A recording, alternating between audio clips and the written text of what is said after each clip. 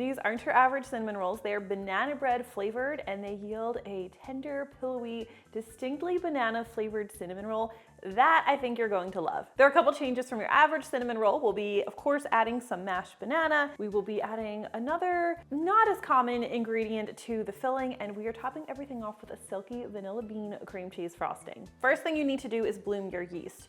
There's a very small amount of initial liquid in these cinnamon rolls because bananas have a lot of liquid in them and we're using a lot of banana. So you only need 1/3 cup of whole milk, and you want to heat this to be between 110 and 115 degrees Fahrenheit. Before you go any further, it needs to be kind of right in that window. Too hot, it'll kill the yeast. Not hot enough, and the yeast won't bloom. We're going to add 2.5 teaspoons of active dry yeast, along with just a teaspoon of sugar, which is just going to help speed things up a bit. And let me just quickly stir this together to get all of that yeast moistened. We're just going to set this aside. It usually takes like 5 to 10 minutes for the yeast to activate. And while that's happening, let's go ahead and mash our bananas. I'm going to mash them right in my mixing bowl. I need a scale so we know how much we're adding. You're going to need 1.5 cups of really well mashed banana for this recipe, or 385 grams. You want your bananas to be super ripe and spotty, like nice and brown, not rotten, but the browner they are, the more sugar is in them, the more flavor is in them, and the more your cinnamon rolls will taste like actual banana bread. So let's go ahead and add these in. If you don't have super ripe bananas, you can always try roasting them to get them to a point where they'll have enough flavor. I've done that before in a pinch. This is typically 3 bananas for me. Sometimes I need a little more, sometimes a little less. I need just a little bit more from this super ripe guy here. There we go. We're at 390, but that'll be okay. And you can use a fork for this step, or I'm just going to use a potato masher. I want these really well mashed. That way you don't have any banana texture in the cinnamon rolls. No lumps. Everything will get nicely incorporated. You don't really have to be a perfectionist about it because you're going to be doing a lot of kneading with this dough, so that will help break up any lumps you can't get, but just do the best you can. This looks good. Okay, let's take a look at our yeast.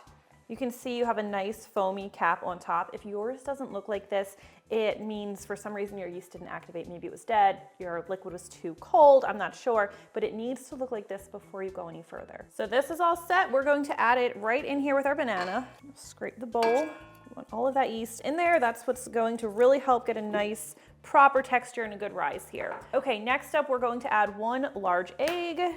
And for our second egg, we're not adding a whole second egg. We're actually going to drop out a lot of the water content of the egg by dropping out that egg white. And we're only going to use the yolk, which will contribute to the tenderness of the roll without making it cakey and without needing to add more flour, which would diminish the banana flavor. I kind of wish I'd saved that egg white because I could have used it to make candied pecans, and a couple of those crushed over these cinnamon rolls would probably be amazing. So there's not a lot of added sugar inside the rolls for this recipe. We're only adding 2 tablespoons. That's because the bananas are adding plenty of sweetness and flavor and moisture. So you don't need a whole lot. Any more than that could make them like cloying and just too sweet. Okay, next I have 4.5 cups of bread flour measured out. I recommend a bread flour over an all-purpose because you're going to get a more chewy, slightly more gooey, traditional cinnamon roll texture if you use bread flour. It has a higher protein content, so it works better. If I only had all-purpose flour in my house and I wanted to make these, I wouldn't let it stop me. I would just go in knowing that the cinnamon rolls might be a little bit more fluffy, a little bit more, not dry, but a little bit more leaning that way than if I were to use bread flour. So this is 4.5 cups. I'm not using all of it at once. I'm going to add like about 3 cups of it right here. Doesn't have to be exact. And I'm also going to add my salt here. I'll sprinkle it right over the flour. It's 1.5 teaspoons of table salt, just table salt here. So nothing too crazy here yet. We'll stir this together. If you are using a stand mixer, you would probably want to use your paddle attachment for this step. Break up that egg. The dough hook, you have to stop a lot and scrape the sides quite often just to get everything combined in the beginning. So I'm just doing this by hand, but the paddle attachment works well here too. And for anyone looking for the full recipe, I always put that in the description, as well as a link to the printable recipe on my blog, where I talk about the recipe in very many words and share a lot of details and tips and tricks over there. I don't normally mix this way, but I want to make sure you get a good idea of how things should look at every stage. Okay, now we're going to start adding our butter. If you recall from my Amish cinnamon rolls that I shared recently, adding the butter after you've added most of the flour can really help create a nice, more springy texture. It really gives your cinnamon roll a nice crumb. So we are going to add this gradually. I have 4 tablespoons here. I'm going to add them one at a time, and we'll stir until this is completely incorporated before I add the next one. And this is just 4 tablespoons of unsalted butter. And the softer it is, the easier it will be, but it shouldn't be melted. And again, this is easier if you do it with your paddle attachment, but it's totally doable by hand. And our last one. So this recipe, you can proceed with this recipe by hand, no problem. It's just a little bit more of an arm workout. However, if you have a stand mixer, this is a really great place to use it for a couple reasons. First of all, it's just easier. You'll want your dough hook attachment, but also with a lot of cinnamon rolls and yeast doughs, you want the dough to be slightly on the sticky side. If you are kneading it by hand, in order to just be able to properly knead it, you usually need to add a little bit more flour than you would use with your stand mixer. So I prefer to use the mixer when I can. If you don't have one, your rolls will still be good. I'll still walk you through the steps of what everything should look like by hand. So here we're going to add the rest of our flour as needed. Depending on your kitchen, depending on the weather, you may need all 4.5 cups, or you might need a little bit less, or you might need a little bit more. It can really vary kitchen to kitchen. So we're going to go based off of texture. I'm going to start by adding 1/2 cup, a generous scoop of flour. And if you're stirring this by hand, just use a sturdy wooden spoon and just stir it by hand. I'm just going to use the mixer on low speed. As I'm stirring, I will keep an eye on the dough, and I'm going to add more flour as needed until the dough begins to cling to itself and pull away from the sides of the bowl. And if you're using your mixer, you will probably need to stop periodically in the beginning just to help everything get incorporated, because that flour will try to just float to the sides of the bowl. Let's do the rest. And you can see we definitely need a bit more flour. It's so cold in here, so I'm expecting to need a bit less flour than usual, but we'll see. I've had so many people ask me, like, when are you finally going to use your stand mixer? So hopefully this makes you happy that I'm using my stand mixer today. That would be all 4.5 cups. Okay, and then how do we know we've added enough flour to move on to the kneading process? Once the dough's clinging to itself, we're going to just kind of touch it. What you want to see is that you can tap the dough, and a lot of dough isn't sticking to your fingers. So it's tacky, it's a little sticky and soft, but there's a little bit that might come off on your finger, but really not much. You can see how well it's clinging to itself. I'm gonna see if I have a not floury finger. Can you see that? Nice and clean. So now we begin the kneading process, and you may have to add more flour if you're doing it with a mixer. You will most likely need to add a little bit more if you're doing it by hand, just because it'll get a little bit stickier. That's just the nature of the dough, that's fine. But try to be conservative when you're adding it. If you're kneading by hand, you're going to turn this over to a floured surface and knead by hand for it's usually like 10 minutes. In the stand mixer, it's usually only going to take like 5 to 7 minutes. Okay, and as this is kneading, we're several minutes in, and I can tell it's just getting a little bit stickier than I want it to be, so I'm going to add a little more flour. It's totally fine to add more if you need to. You really want it to be clinging to itself more than just spreading out on the bottom of the bowl. Just do 2 spoonfuls, and we'll see how that looks after a couple minutes. Looks great. This mixer. If only I had another one. I've probably added about 1/3 to 1/2 cup during the kneading process. Okay, so this has been going a little over 5 minutes. I did have to add more flour, and it's still pretty sticky. So unlike our Amish cinnamon rolls, I don't expect to be able to window pane this dough. It just gets a little bit too sticky to window pane. And for best results, I like the dough to stay a bit sticky, but clinging to itself and not just, a pile of mush at the bottom of your bowl. So this dough is going to need to rise in a warm place. We're going to transfer it to a large, clean bowl, grease it with a little bit of oil, just probably like 2 teaspoons, but I'm going to wipe a lot of that out with a paper towel. I want the whole bowl oiled, it'll keep things from sticking, and we'll transfer our dough into this bowl. Let's cover this with plastic wrap and set it in a warm, draft-free place to rise until it's doubled in size. Typically, this is usually 1 to 2 hours. In the summer when I've made this, it has doubled in size in as little as 45 minutes, so do keep an eye on it. The banana really can help things move along even faster. I'm going to try to find a nice warm spot for this. The top of the refrigerator is a nice option. It's usually a little warm up there, and we'll be back in a bit. When I notice my dough is almost completely doubled in size, I'll usually prepare the cinnamon sugar filling. So this is very easy. The first thing I like to do is get 4 tablespoons of butter. You can either use unsalted, and we'll add a bit of salt to the cinnamon sugar mixture, or just use salted. Honestly, even if I use salted, I still usually add like a pinch of salt. But this needs to be really soft and spreadable. That way you can easily put it over your cinnamon roll dough. So if you need to, you can pop it in the microwave for a couple seconds. You don't want it melted, but it needs to be spreadable. Next, you need a 1/2 cup of firmly packed light brown sugar, a tablespoon of ground cinnamon. If you use unsalted butter, you'll want to add a 1/4 teaspoon of salt, or maybe a rounded 1/4 teaspoon. And I like to add 1/4 teaspoon of cardamom. It adds just a little something extra. It's not super potent. It just adds a nice little touch that pairs well with the banana. So I like it. You can use it or not. It'll be good either way. Go ahead and whisk this together. Okay, let's check on our dough now. This is what you want to see, greatly increased in volume. Let's uncover it. We're going to just lightly flour our surface. Like my hand to be a bit floury, and I'm just going to punch down the dough or deflate the dough, and then we'll turn it out onto our surface. It smells quite banana-y.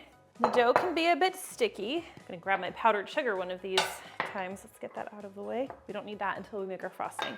And I'm going to lightly flour the dough, and we'll roll it into a rectangle. So again, this is like a stickier dough, and that's nice. You want it to be sticky, but prepare yourself for it and flour your surface generously so it doesn't get stuck in a way that you're not able to roll it up nicely. So we're going to roll this into a 20 by 8 rectangle. I'm going to give it a head start before I grab my rolling pin. Start to shape it first. And then we'll do 20 by 8 inches. It's a pretty long rectangle. So when we're buttering our cinnamon roll, we'll do a nice even layer, and we're going to leave like 1/4 inch, or I guess it's actually closer to a 1/2 inch perimeter around the side. So don't butter all the way to the end. You can see how this would be really difficult if your butter was not super softened. And my kitchen, my studio kitchen, is so cold right now. So my butter is even a little bit colder than I'd like it to be.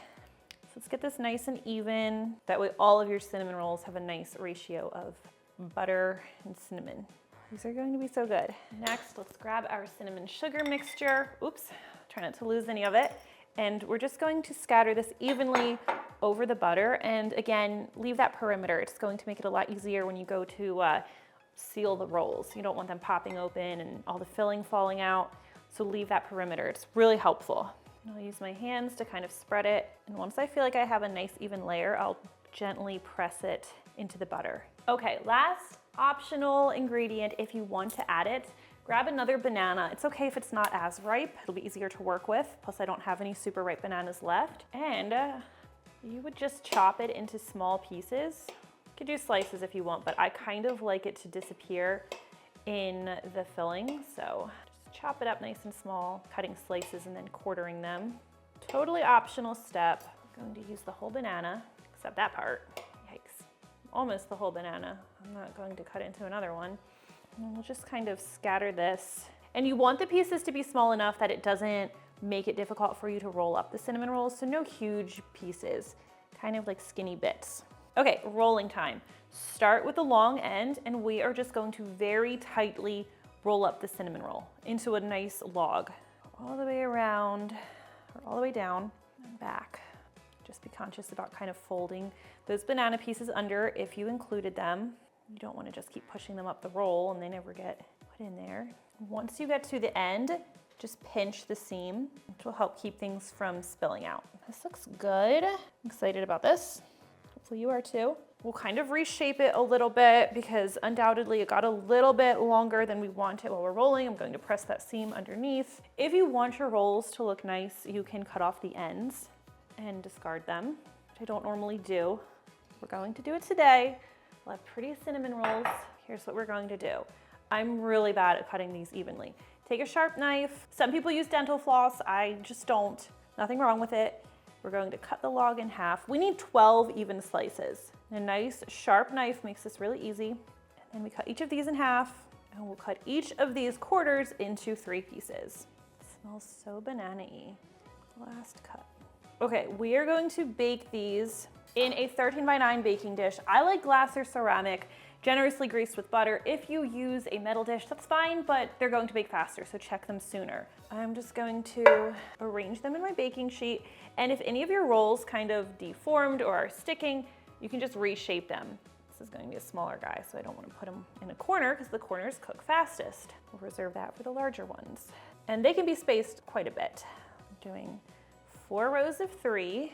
Okay, second rise time. Let's cover these with plastic wrap, put them back in our warm place. Hopefully you have one in your kitchen. And we're going to let them sit until they've puffed nicely. So they'll usually they should increase in size about 50%. You'll notice they're starting to touch each other and they're just larger. Typically this takes 30 minutes. I've had it happen faster on a warmer day, so just kind of keep an eye on them. Now, while they are rising, I will start preheating my oven to 350 degrees Fahrenheit. So if the top of your oven gets warm while your oven's on, that's a good place to set them. All right, you can see these have increased in size nicely. You can also do like the poke test if you're worried if they're ready or not, where you would lightly flour your finger and then just gently poke the dough. And what you want to see is it spring back about halfway. So if it doesn't bounce back at all, it's actually overproofed, which means you've let it sit a bit too long. Bake it anyway, just know the texture is not going to be as good as it really should be. If it springs back completely, it needs a little more time to sit. If it springs back about halfway, which this has done, you're good to go. And these are ready to bake, so we're going to pop them in the center rack of our 350 degree Fahrenheit preheated oven.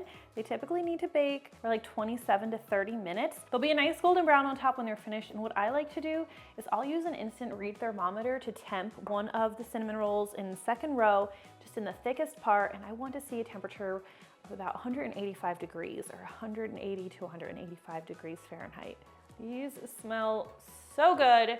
We're going to let them cool for a bit on the cooling rack, but while they're cooling, I like to make the frosting. This comes together very easily. You need 2 ounces of cream cheese. You want it nice and soft.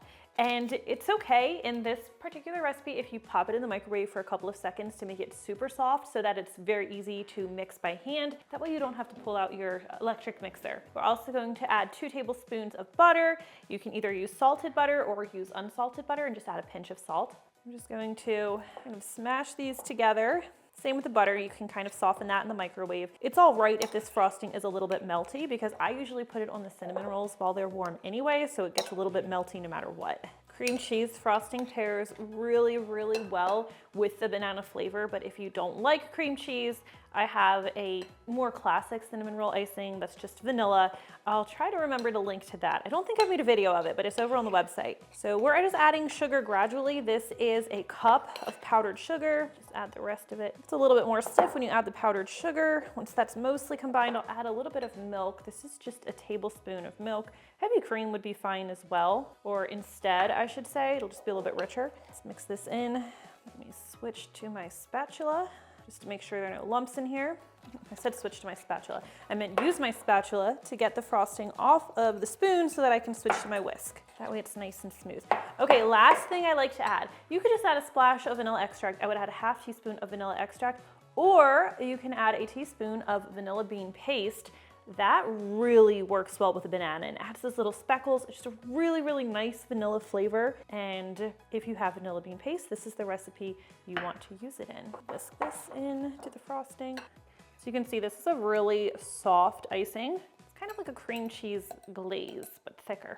If you want the frosting to stay a little thicker, you can wait until the cinnamon rolls cool completely or mostly before you spread the frosting on, but I kind of like the icing to just melt into them a little bit. So I put this on while they're still warm. I mean, they've been out of the oven for maybe 10, 15 minutes now. I'm so excited to eat these. All right, these are still super hot, but I'm going to dig in anyway. Just separate the cinnamon rolls a bit. They're super gooey. Might burn my mouth. I hope you enjoyed this recipe as much as I do. If you try it, leave me a comment and let me know what you think because I really do love hearing from you. Thank you so much for watching and I will see you next time. Time to dig in. I want you guys to get a good look at this, how this looks. Should I squish them? Ooh, look at that. You don't really need a fork. That is so good. Chewy, gooey, perfect hybrid of banana bread and cinnamon roll. There's a ladybug on the light. So you don't, what am I forgetting? Here, ooh, not a good noise. But I need to make sure after that stink bug incident. Okay, whoa, calm down there. Let's I lost my knife. Okay, I need a towel.